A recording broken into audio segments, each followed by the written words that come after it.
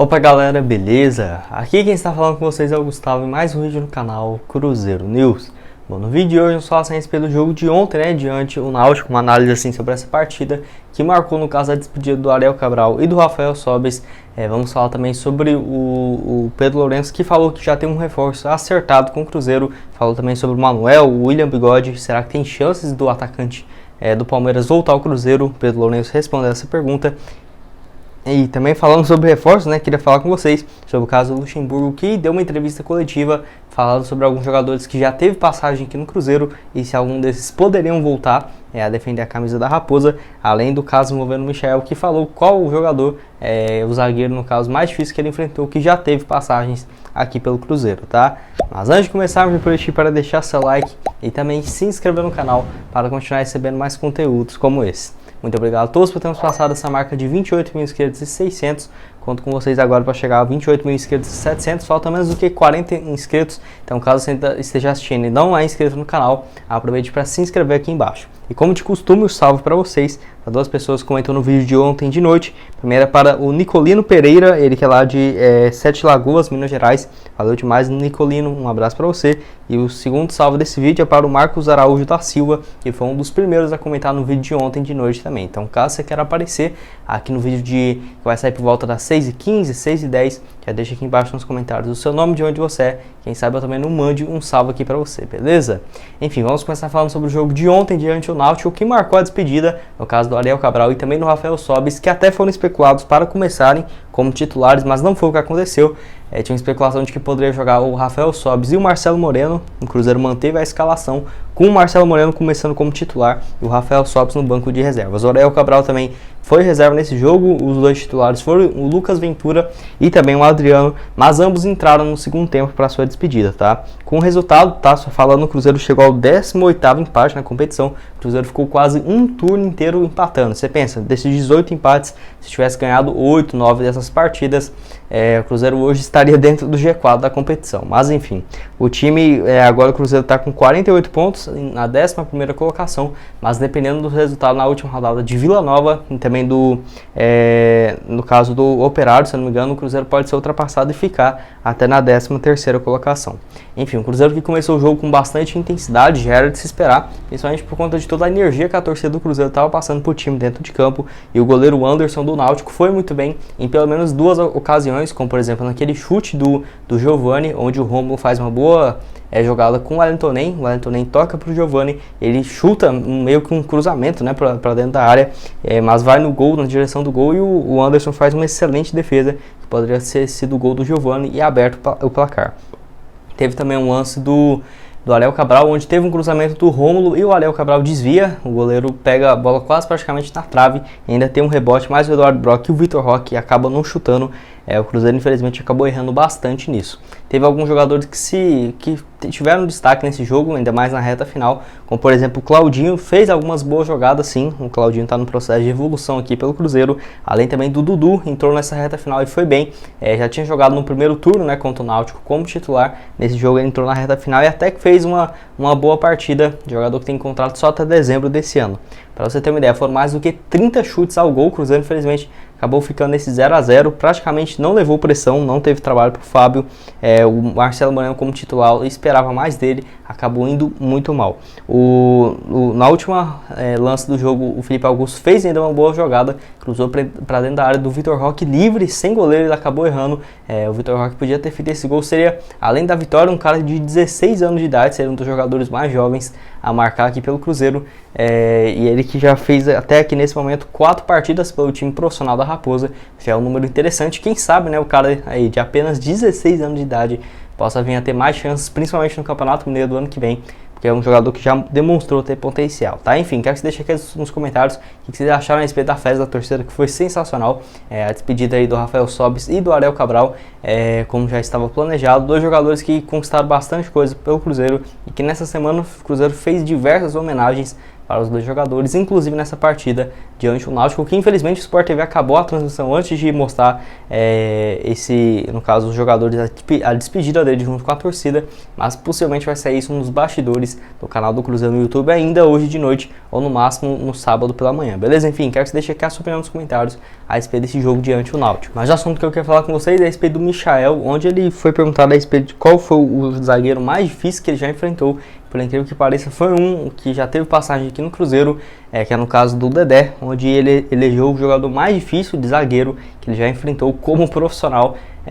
Eu acho que ele já tinha falado isso anteriormente, mas assim, dando uma moral absurda pro Dedé, ainda mais naquele tempo que ele estava aqui no Cruzeiro e ainda tinha uma boa relação com a torcida, né? Muito diferente dos dias de hoje.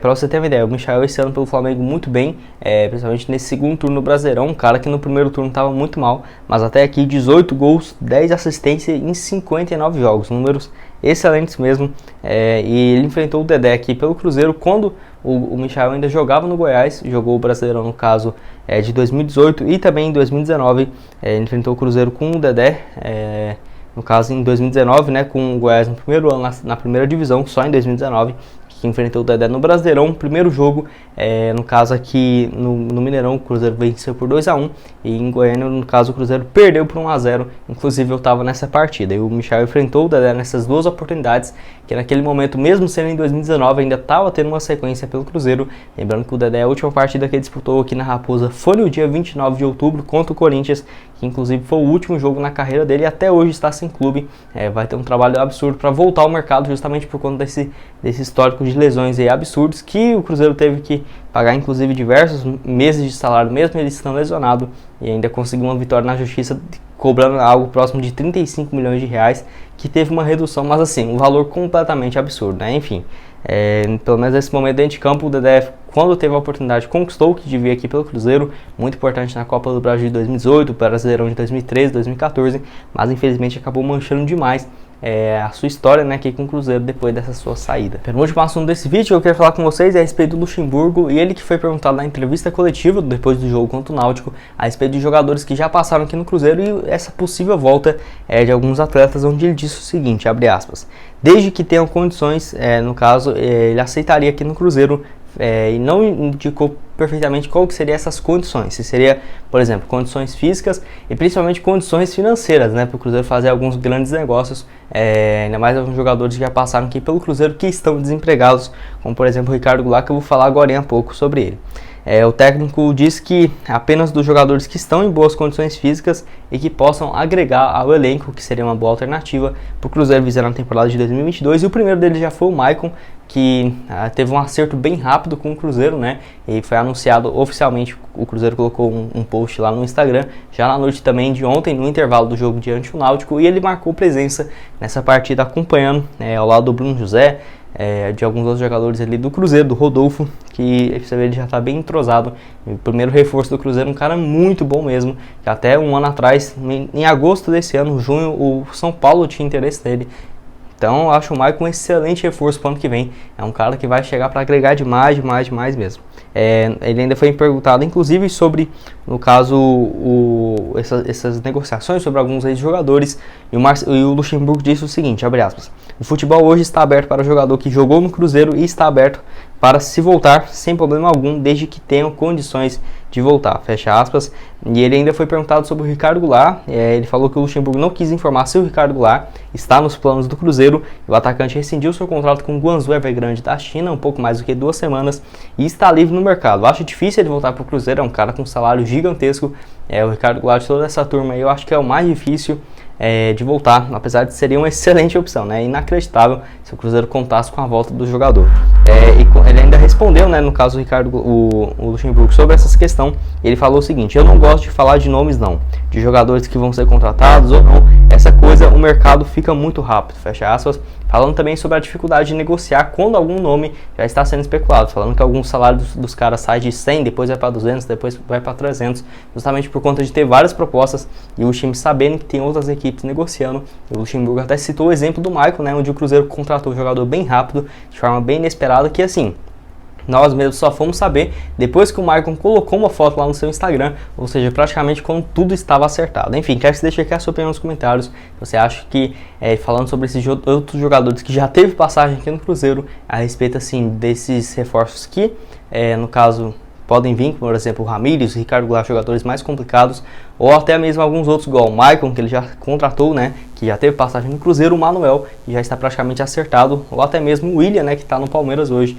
Todo já teve passagem aqui no Cruzeiro, que é o próximo assunto que eu vou falar no tema agora. Onde assim, o Pedro Lourenço, depois dessa partida também foi entrevistado, ele falou alguns assuntos importantíssimos que eu queria trazer aqui para vocês. O primeiro que ele cravou o Manuel, a volta do Manuel aqui no Cruzeiro, então assim, se o Pedro Lourenço falou, é mais confiável a palavra dele do que no Sérgio Santos Rodrigues. Então o Manuel praticamente cravado como novo reforço do Cruzeiro visando a temporada de 2022. Quando o Pedro Lourenço foi perguntado a respeito disso, ele falou o seguinte, abre aspas, o Manuel está voltando e é um zagueiro que já ajuda, fecha aspas.